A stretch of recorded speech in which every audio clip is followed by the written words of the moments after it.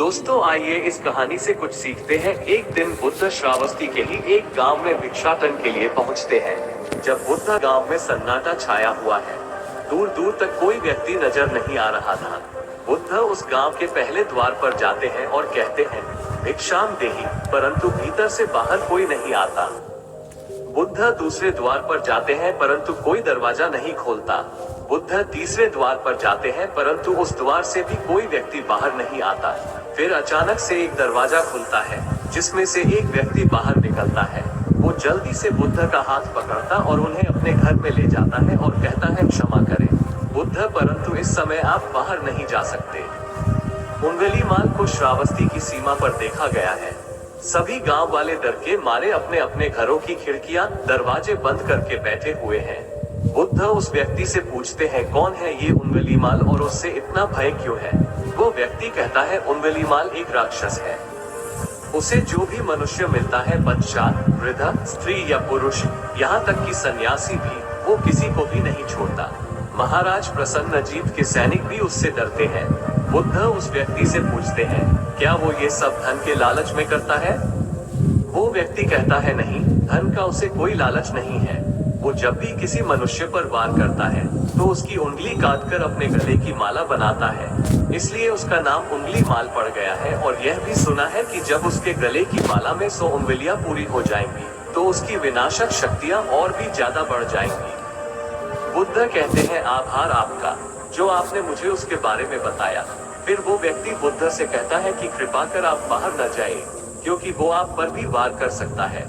बुद्ध कहते हैं, भय से अपनी राह छोड़ दो, ऐसा मैंने कभी नहीं किया। मुझे भिक्षा मांगता देख जन जन के हृदय में उंगलीमाल का भय कम होगा। फिर वो व्यक्ति कहता है, नहीं बुद्ध, आप मत जाइए, वो बहुत ही ज्यादा खतरनाक है। बुद्ध कहते हैं, वो खतरनाक नहीं बल्कि दुखी है और मुझे उसके पास जाना होगा क्योंकि उसे मेरी आवश्यकता है। इतना कहकर बुद्ध उस व्यक्ति के पास से चले जाते हैं। कुछ दूर चलने के बाद बुद्ध वन में प्रवेश करते हैं। वन में चारों ओर एक सन्नाटा छाया होता है। दूर दूर तक ना तो कोई मनुष्य और ना ही कोई पशु पक्षी दिख रहा होता है, परंतु बुद्ध अपने मार्ग में आगे बढ़ते रहते हैं। अचानक बुद्ध के सामने उंगलीमाल आकर खड़ा हो जाता है। उसका रूप इतना डरावना होता है कि कोई भी व्यक्ति उसे देखकर ही भयभीत हो जाए। उसके गले में उंगलियों की माला होती है, चेहरा और हाथ रक्त से सने होते हैं और शरीर बलशाली होता है। उसका रूप इतना भयानक होता है कि किसी भी साधारण व्यक्ति के प्राण तो उसे देखते ही निकल जाए, परंतु बुद्ध पर उंगलीमाल के इस डरावने रूप का कोई भी असर नहीं होता। बुद्ध कुछ क्षण तक एक शांत मुस्कुराहट के साथ उंगलीमाल की तरफ देखते हैं और फिर उसकी बगल से निकलकर अपने मार्ग में आगे बढ़ जाते हैं। बुद्ध को ऐसा करते देख उंगलीमाल को ये समझ नहीं आता कि उसके साथ ये हो क्या रहा है। वो मन ही मन सोचता है कि मुझे देखकर लोग या तो भाग जाते हैं या मुझे देखकर ही मर जाते हैं या फिर मुझसे अपने प्राणों की भीख मांगने लगते हैं। मैंने कई सन्यासियों को भी मारा है, परंतु मैंने आज तक कोई ऐसा व्यक्ति नहीं देखा जो मुझे नजरअंदाज करके अपने मार्ग में आगे बढ़ जाए। या तो इसने मुझ पर ध्यान नहीं दिया होगा या फिर हो सकता है कि ये देख ही ना सकता हो, परंतु मुझे इससे क्या, मुझे तो अपनी उंगलियों की माला पूरी करनी है। उंगलीमाल बुद्ध को आवाज लगाता है, ए साधु रुक। फिर भी बुद्ध उंगलीमाल को नजरअंदाज करते हैं और अपने मार्ग में आगे बढ़ते रहते हैं। उंगलीमाल और ज्यादा क्रोध में भरकर बुद्ध को आवाज लगाता है, ए साधु रुक। फिर भी बुद्ध उंगलीमाल को फिर से नजरअंदाज करते हैं और अपने मार्ग में आगे बढ़ते हैं। उंगलीमाल तीसरी बार बहुत ही ज्यादा क्रोध में भरकर आवाज लगाता है, ए साधु रुक। फिर बुद्ध रुकते हैं। उंगलीमाल बुद्ध के पास जाता है और कहता है, मेरे आदेश देने के बाद भी तू रुका क्यों नहीं?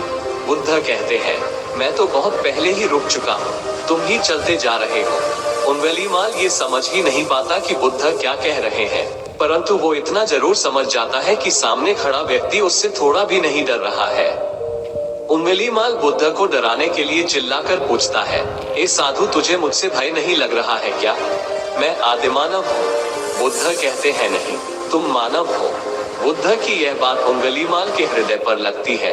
पहली बार उसे किसी ने मानव कहा था, परंतु वो इस बात को नजरअंदाज करने का प्रयास करता है और बुद्ध से पूछता है, ए साधु, तूने ये क्यों कहा कि तू कब का रुक चुका है, जबकि तू तो चल रहा था, और तूने ये क्यों कहा कि मैं नहीं रुका। बुद्ध कहते हैं, मैं बहुत पहले ही रुक चुका हूँ, यानी मैंने ऐसे सारे बुरे कृत्य करना पहले ही छोड़ दिया है जिससे किसी भी व्यक्ति को कष्ट पहुँच सकते हैं। सब जीना चाहते हैं, बस तुम उन्हें करुणा से देखने का प्रयास करो।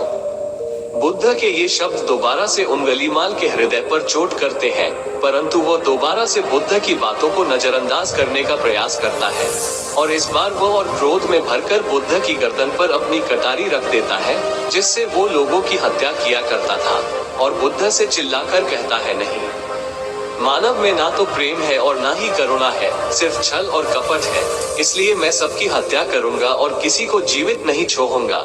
बुद्ध कहते हैं, तुम्हें लोगों ने बहुत दुख दिया है उंगलीमाल, क्रूरता मनुष्य अज्ञान के कारण ही करता है। ईर्ष्या, द्वेष, मोह, माया, ये सभी अज्ञान की ही संतानें हैं, परंतु वो व्यक्ति ही है जिसमें दया, करुणा, सद्भाव और समझ का उदय भी होता है।